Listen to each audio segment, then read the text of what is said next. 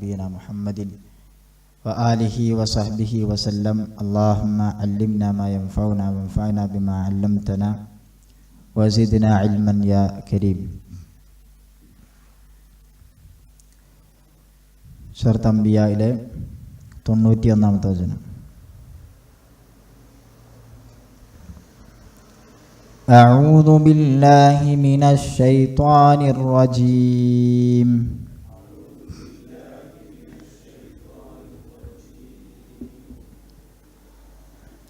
والتي أحصنت فرجها فنفخنا فيها من روحنا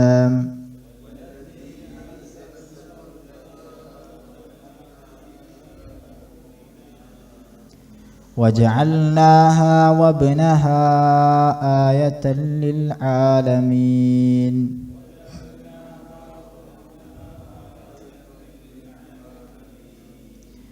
إن هذه أمتكم أمة واحدة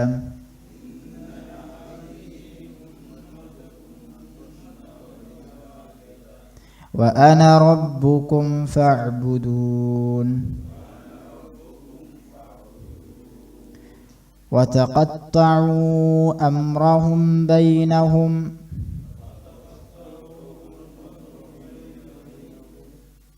كل إلينا راجعون.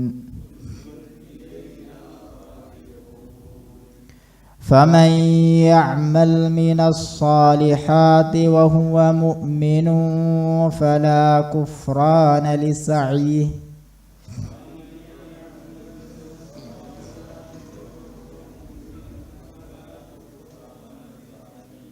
وإنا له كاتبون.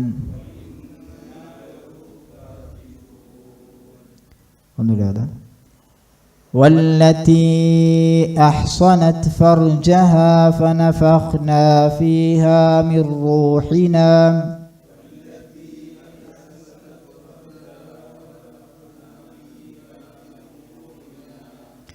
وجعلناها وابنها آية للعالمين.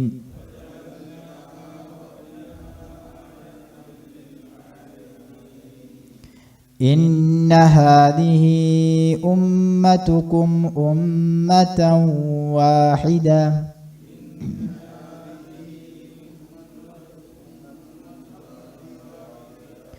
وأنا ربكم فاعبدون. وتقطعوا أمرهم بينهم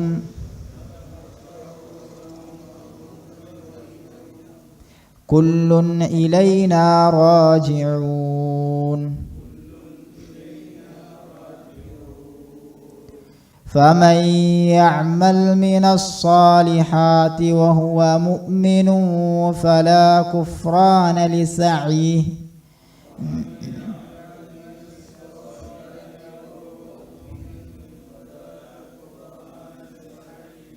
وإنا له كاتبون.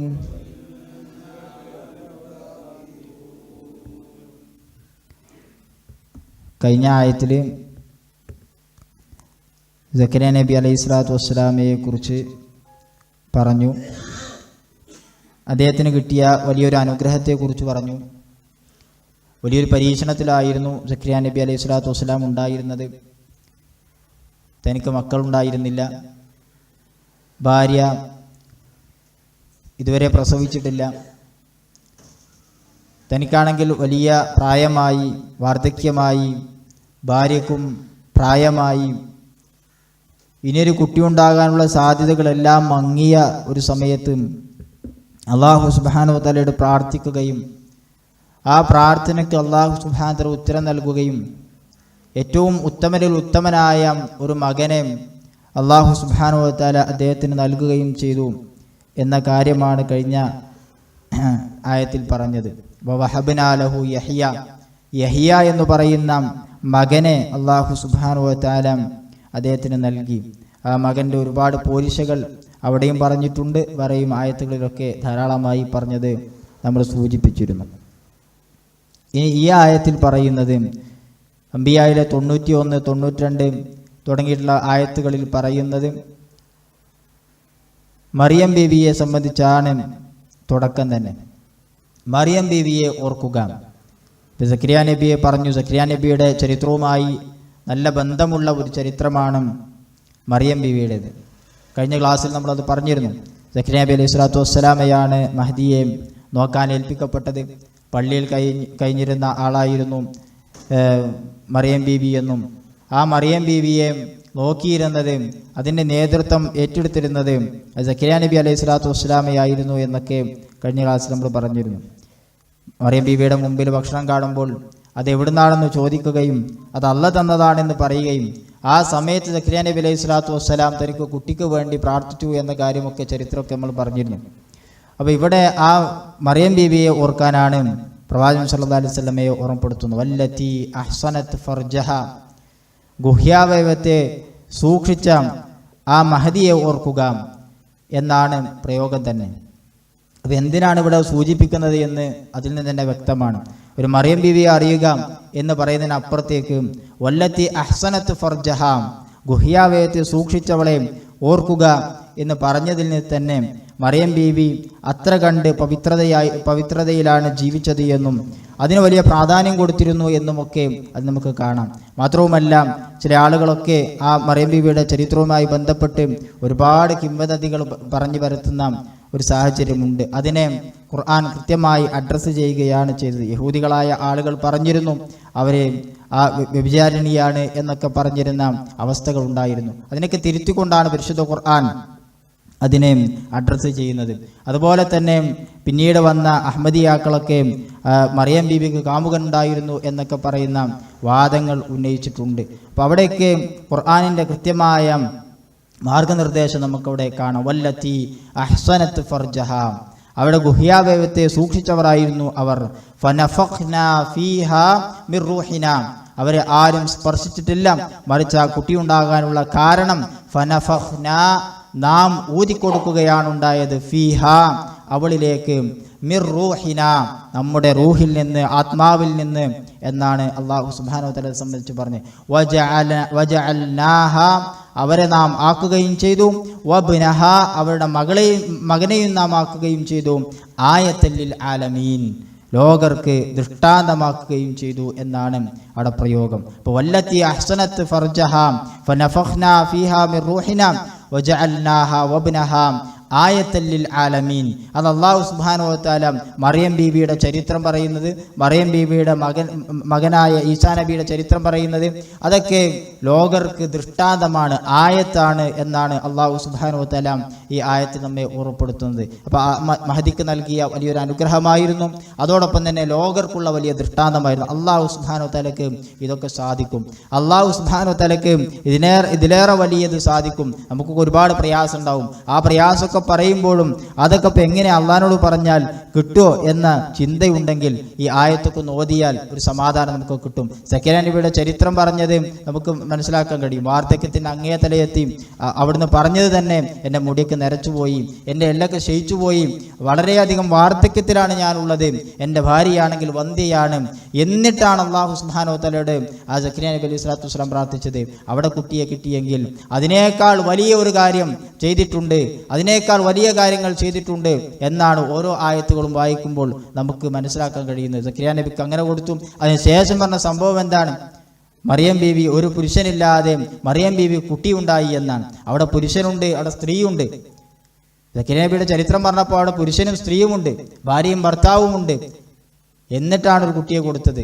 ഇവിടെ ഒരു ഭാര്യയും ഭർത്താവുമില്ലാതെ ഒരു സ്ത്രീയിൽ അല്ലാഹു സുബ്ഹാനഹു വ തആല കുട്ടിയെ നൽകുന്ന സാഹചര്യത്തെയാണ് ഇവിടെ വിശദീകരിക്കുന്നത്. അപ്പോൾ എന്തിനും അല്ലാഹു സുബ്ഹാനഹു വ തആലക്ക് കഴിയും. ഏത് സാഹചര്യത്തെയും അല്ലാഹു സുബ്ഹാനഹു വ തആലക്ക് മാറ്റിയെടുക്കാൻ കഴിയും. ഒരു കാരണവുമില്ലായ കാര്യത്തെ ഉണ്ടാക്കാൻ കഴിയുന്നവനാണ് അല്ലാഹു സുബ്ഹാനഹു വ തആല എന്ന് കൃത്യമായി ഇതിലൂടെയൊക്കെ നമുക്ക് ഓർമ്മപ്പെടുത്തുക. ആയത്തൻ ലിൽ ആലമീൻ, ലോകർക്കുള്ള ദൃഷ്ടാന്തമാണത്, ലോകർക്കുള്ള ദൃഷ്ടാന്തമാണ്. എന്ത് കണ്ടിട്ടും മനുഷ്യൻ പഠിച്ചിട്ടില്ല എങ്കിൽ ഇതാ ഇങ്ങനെ ചില ചരിത്രങ്ങൾ നിങ്ങൾ വായിക്കുക, ചിലത് ചിന്തിക്കുക. ഈ കാര്യങ്ങളൊക്കെ അല്ലാഹു സുബ്ഹാനഹു വ തആലക്ക് ചെയ്യാൻ കഴിയും എന്ന് അല്ലാഹു സുബ്ഹാനഹു വ തആല ഓർമ്മപ്പെടുത്തുകയാണ്. അതുപോലെ തന്നെ ശേഷം വരുന്ന ആയത്ത് വളരെ സുപ്രധാനമായൊരു ആയത്താണ്. ഇത്രയും കാര്യങ്ങളൊക്കെ പറഞ്ഞ് ഈ പ്രവാചകന്മാർക്ക് കിട്ടിയ എല്ലാ ദൃഷ്ടാന്തങ്ങളും അനുഗ്രഹങ്ങളും പറഞ്ഞ് അവരനുഭവിച്ച പ്രയാസങ്ങളൊക്കെ പറഞ്ഞ് ഇതൊക്കെ പറഞ്ഞതിന് ശേഷം അല്ലാഹു സുബ്ഹാനഹു വ തആല ഓർമ്മപ്പെടുത്തു, ഇന്ന ഹാദിഹി ഉമ്മത്തുക്കും ഉമ്മത്തൻ വാഹിദ, ഇന്ന ഹാദിഹി ഉമ്മത്തുക്കും, ഇത് നിങ്ങളുടെ ഉമ്മത്താകുന്നു, നിങ്ങളുടെ സമുദായമാകുന്നു, ഉമ്മത്തൻ വാഹിദത്തൻ, ഏക സമുദായമാകും, നിങ്ങൾ ഒരു ഏക സമുദായമാകുന്നു എന്നാണ് അല്ലാഹു സുബ്ഹാനഹു വ തആല അവിടെ ഓർമ്മപ്പെടുത്തുന്നത്. എല്ലാ പ്രവാചകന്മാരും വന്നത്, എല്ലാ ആളുകളും വന്നത്, ഇവിടെ പരാമർശപ്പെട്ട എല്ലാ പ്രവാചകന്മാരും വന്നത് ഒരു ദൗത്യ നിർവഹണത്തിന് വേണ്ടിയാണ്. അള്ളാഹുവിനെ മാത്രം നിങ്ങൾ ആരാധിക്കണം, അള്ളാഹുവിനെ മാത്രം നിങ്ങൾ ആരാധിക്കണം. നിങ്ങളുടെ റബ്ബ് അത് അല്ലാഹ് മാത്രമാകുന്നു. വേറെ ആരെയും നിങ്ങൾ വിളിച്ച് പ്രാർത്ഥിക്കാൻ പാടില്ല. വ അന റബ്ബുക്കും, ഞാനാണ് നിങ്ങളുടെ റബ്ബ്. ഫഅ്ബുദൂൻ, എന്നെ നിങ്ങൾ ആരാധിക്കുക, മറ്റൊന്നിനെയും നിങ്ങൾ ആരാധിക്കരുത്. ഇതാണ് അല്ലാഹു സുബ്ഹാനഹു വ തആല ഈ പ്രവാചകന്മാരെയൊക്കെ പറഞ്ഞിട്ട് അവർക്ക് കിട്ടിയ അനുഗ്രഹങ്ങൾ, അവർക്ക് കിട്ടിയ പരീക്ഷണങ്ങൾ എല്ലാം പറഞ്ഞിട്ട് അല്ലാഹു ഓർമ്മപ്പെടുത്തി, ഇന്ന ഹാദിഹി ഉമ്മത്തുക്കും ഉമ്മത്തൻ വാഹിദത്തൻ, നിങ്ങളൊരു ഏക സമുദായമാകുന്നു.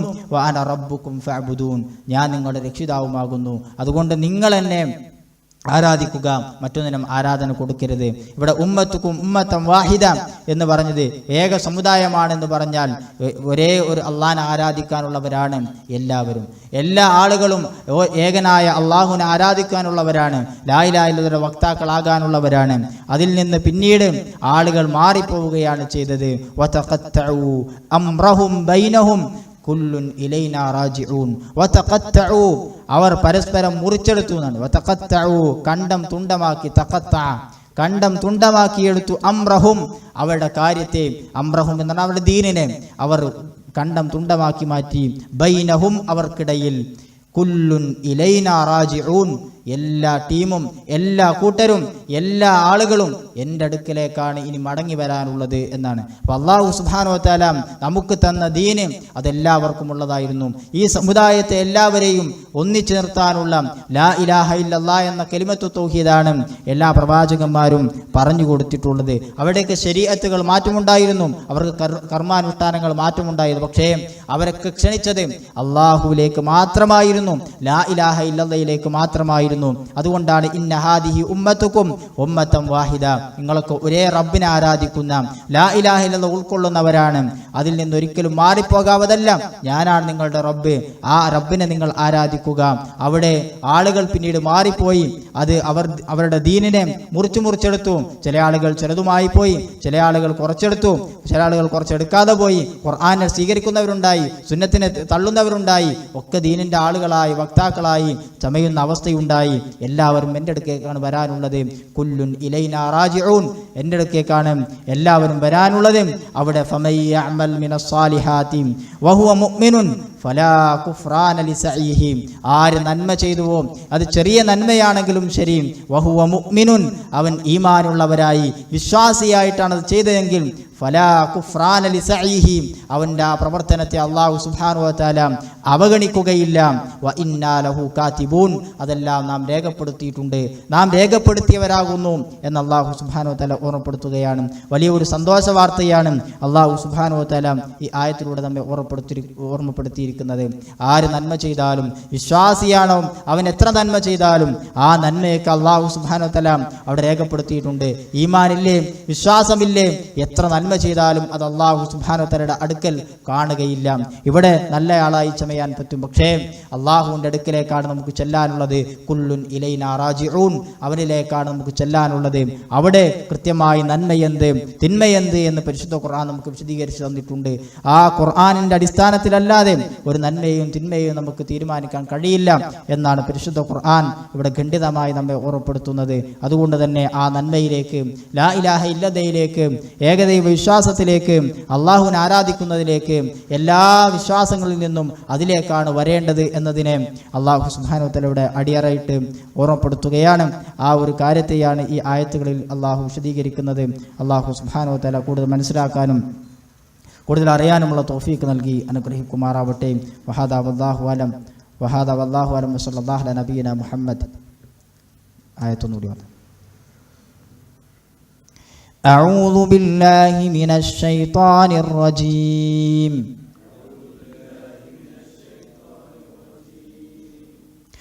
والتي أحصنت فرجها فنفخنا فيها من روحنا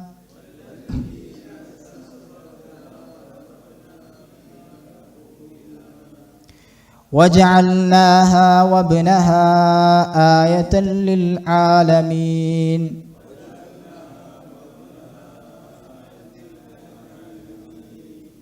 إن هذه أمتكم أمة واحدة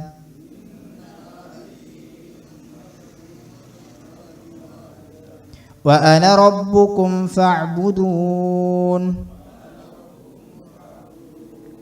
وتقطعوا أمرهم بينهم كل إلينا راجعون فمن يعمل من الصالحات وهو مؤمن فلا كفران لسعيه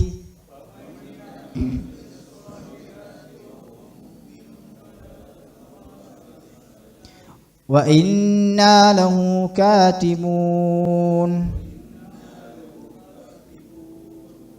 سبحانك اللهم وبحمدك أشهد أن لا إله إلا أنت أستغفرك وأتوب إليك. السلام عليكم ورحمة الله وبركاته.